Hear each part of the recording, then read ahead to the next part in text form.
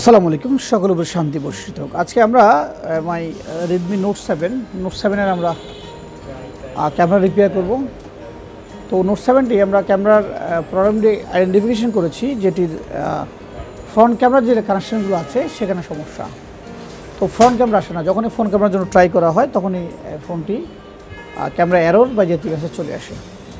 তো প্রথমে আমরা দেখব যে মেসেজটা কী আছে, সাথে একটু দেখাবো আমরা যে এটার ক্যামেরায় এররটা কী আসে। ওকে, তো এখন দেখছি আমরা মেন ক্যামেরা শো হচ্ছে। যখন আমরা ফোন ক্যামেরা দিব, এই যে ঝাপসা হয়ে গেছে বা হালকা ব্লার হয়ে গেছে ক্যামেরা আসে কি ক্যামেরা এরর।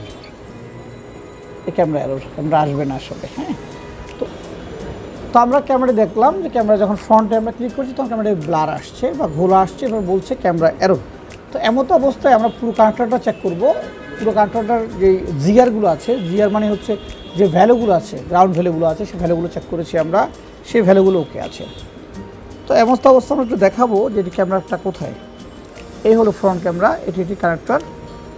ওকে, আমি যদি টিভিতে দেখি তাহলে দেখব যে আমাদের পুরো কানেক্টরটি কোনো রকম স্কেচ নাই। ওকে, তো আমরা কানেক্টরটা দেখছি যে কানেক্টরটা একদম ফ্রেশ, কোনো রকম স্পট বা স্কেচ নেই। তো এমন অবস্থায় আমরা সবগুলো জিআর চেক করেছি, জিআরগুলো ঠিক আছে। তো আমরা চেক করবো বেসিক্যালি ভোল্টেজ, যেখানে ভোল্টেজের কী কন্ডিশন আছে। তো ভোল্টেজ যদি ঠিক থাকে তাহলে আসলে ক্যামেরাটি কাজ করবে বলে আমরা বিশ্বাস করি যে দুটো ভোল্টেজ এখানে আসবে। সে দুটি ভোল্টেজ এখানে আছে কি না, প্রথম ভোল্টেজটি হচ্ছে দুটি ভোল্টেজ এখানে আসবে। যে দুটি ভোল্টেজ যদি এখানে আসে তাহলেই ক্যামেরাটি কাজ করবে আসলে, আর ভোল্টেজ না আসলে কাজ করবে না। তো আমরা এমন অবস্থা চেক করব যে ক্যামেরাটা ওই কানেক্টরের মধ্যে সেই ভোল্টেজটি আছে কিনা। আমরা ক্যামেরাটা অন করছি, ক্যামেরাটা অন করে আমরা চেক করব। এই যে আমরা দেখতে পাচ্ছি এখানে দুটো কম্পোনেন্ট আছে, একটি ক্যাপাসিটর এই মাথা ভোল্টেজ শো করবে এবং ওই অপোজিট মাথায় শো করবে। মিটারটা আমরা এখান থেকে রাখলাম, জায়গা সংকলের কারণে হচ্ছে না, মিটারটা আমরা এই জায়গায় ঘেটে রাখলাম। দেখাচ্ছে ওখান থেকে। ওকে, মিটার আমরা সেট করেছি, মিটারটা আমরা যেহেতু ফোনটা অন হচ্ছে এমন অবস্থা দেখে আমরা এই ভোল্টেজটা আসতেছে কিনা দেখুন। এটা কিন্তু 1.8 ভোল্ট থাকার কথা, 1.790 সামথিং চলে আসছে। ওকে, পাশাপাশি এই কম্পোনেন্টটা ভোল্টেজ থাকার কথা, এটা তো ভোল্টেজটি নেই। তো এই যে এখানে ভোল্টেজটি নেই, তো আসলে মূলত সমস্যা হচ্ছে এখানে। যদি ভোল্টেজটা নাই থাকে এখানে, তাহলে আবার কাজটা হবে কীভাবে আসলে, বা ক্যামেরাটা চলবে কীভাবে।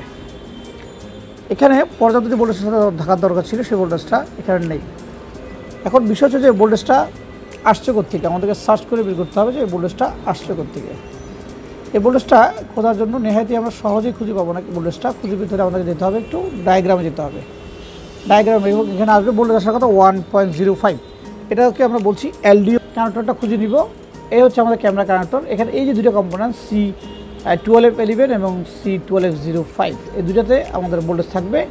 তো কত ভোল্টেজ থাকবে তো আমরা এখান থেকে চেক করবো আসলে। কানেক্টরে গিয়ে এখানে আমরা ডায়াগ্রামে গেলাম, গিয়ে এই যে প্রথম 23 এবং 24 যে পিন আছে এটা মিলিয়ে একটা এবং 22 একটা। ওকে, তো আমরা 22 নাম্বারটা পেয়েছি, 22 নম্বর 1.8 ভোল্ট ঠিক মতো পেয়ে গেছি আমরা। কিন্তু আমরা 23-24 মিলিয়ে যে একটা কানেকশন, সেটাতে একটা ক্যাপের হাত ধরে এখানে ভোল্টেজ থাকবে ডিভিডি এবং 1.05। এটি একটি ক্যামেরার মেন ভোল্টেজ, এটারও প্রয়োজন হবে, এটা ছাড়া চলবে না আসলে। তো আমাদের এই 1.05 ভোল্টেজটি আমাদের নাই। আমরা আবার যদি চেক করি মিটার দিয়ে, তাহলে জিনিসটা একটু ভালো বুঝতে পারবো আমরা। প্রথমে আবার সেখানে আমরা দিলাম, দেখা যাচ্ছে না, ফোনটা মেবি ক্যামেরার অপশনে নাই। আমাদের ক্যামেরার ভোল্টেজ মাপতে হলে ক্যামেরা ফোনটা অন করেই মাপতে হবে। অনেক সময় কি প্রয়োজন হয় না, কিন্তু ফোন রান করে মাপতে হয়। এই যে 1.7টা আছে, কিন্তু আমাদের যখন এই 1.105 এটা নেই। এটা ভোল্টেজটা আসছে কোত্থেকে। আমরা প্রথমে ডায়াগ্রামে যাব যে এখান থেকে যে আমরা ভোল্টেজটা পাচ্ছি এই 1.5, এটা ভোল্টেজটা আসছে কোত্থেকে মূলত এই ভোল্টেজের সাথে ফিল্টারেশনের জন্য বেশ কিছু লোয়ার ভোল্টেজ সেট আপ করে থাকে। এটি আসলে আমরা একটু যদি খুঁজতে যাই তাহলে আমরা এখান থেকে খুঁজতে হবে। ক্যামেরা পাওয়ার এই যে ভোল্টেজ সাজিয়েছে 1.5 এবং লেখা আছে ক্যাম ডিভিডিডি। ওকে, তাহলে এখানে যে কিছু আমরা এটাকে কাপলার বলছি অনেক সময়, বাট কাপলার হবে একটা আইসি, এটা একটা এলডিও আইসি বলতে পারি আমরা। এখানে বেশ কয়েকটা কাপলার ইউজ করা হয়েছে এটার মধ্যে এই ধরনের। আমরা সেম বলে দিই যে 1.5টা কোথায় একটু দেখি, তাহলে শর্টকাটে আমাদের কাজটা শর্টকাট হবে আসলে। কেমন, এই যে পেয়ে গেছি আমরা আমাদের এই আইসিটার মধ্যে। এই এলডিওর জন্য ছোটো যে আইসিগুলো ইউজ করা হয়েছে, এগুলোকে আমরা আসলে বেশিরভাগ সময় এগুলোকে আমরা বিভিন্ন কাপলার বলে থাকি, কিন্তু কাপলার বলা যাবে এটা আইসিইউ বলতে, আইসি বোঝাচ্ছে এটা। তাহলে আমরা এই যে বব ভোল্টেজটা পাচ্ছি আমরা, কিন্তু আমাদের এই যে ক্যাম ডিভিডিডি 1.05 ভোল্টেজটা নাই। তাহলে আমাদের মূলত এই আইসিটা থেকে এটা ফিল্টার হয়েছে, এটাকে আমরা বলছি এলডিও আইসি। তো এটা কোথায় আছে, এটাকে আমাদেরকে খুঁজে বের করতে হবে। এই আইসিটা কোথায় আছে আমরা কপি করলাম, কপি করে আমরা চলে যাবো এখন লেআউটে গিয়ে দেখব।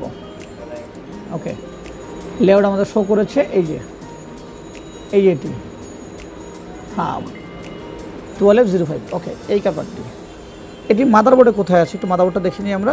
দেখে আমাদের কাছে সেম এরকম একটা কাপলার, সেম মানে একটি আমাদের কাপলার বা মিনি আইসিটা আমাদের লাগাইতে হবে, এলডিও আইসি। আমরা এবার চলে যাবো বোর্ডে সেই কাপলারটি দেখে আমরা চেঞ্জ করব। দীর্ঘদিন ধরে আমরা কাপলার বলতে আসলে এটা আমাদের কাপলার বলতে অভ্যস্ত হয়ে গেছি আমরা।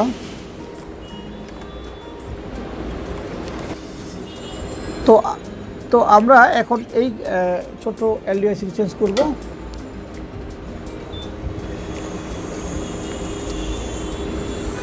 এ হচ্ছে আমাদের এলডিও আইসিটি। এখানে আরও একাধিক আইসি রয়েছে আসলে, কিন্তু আমরা ওগুলো যাবো না। এই যে আমরা এই এলডিও মিনি আইসিটি খুলতেছি, খুলে আমরা এটা লাগাই দিচ্ছি। আসলে একবারে পূর্ণাঙ্গ ভিডিও দেখালে অনেক লম্বা হয়ে যাবে, সেজন্য আমরা চেঞ্জ করে আবার চেঞ্জ করছি। তো এই পর্যায়ে আমরা এটাকে লাগিয়েছি আমরা।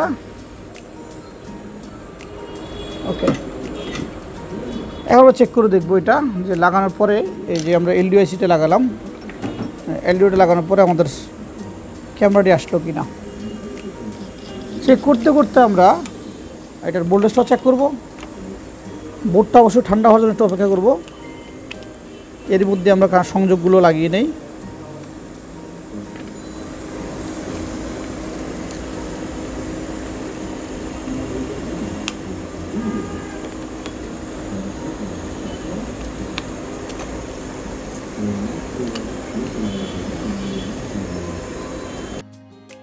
ওকে, তো আমরা দেখবো এবার ক্যামেরা আসতেছে কি না। আর যদি অনেক ঝামেলা হয়েছে, অনেক সময় লাগছে কাজটা করতে আমাদের। এ হচ্ছে ব্যাক ক্যামেরা, মেন ক্যামেরা। আসলে বিষয় হচ্ছে কাজ নিয়ে স্টাডি করতে হবে, কোনো কাজ স্টাডি না করলে সেটার কাজে সুফল আসলে আসবে না। ধন্যবাদ সকলকে, ভালো থাকবেন, আসসালামু আলাইকুম।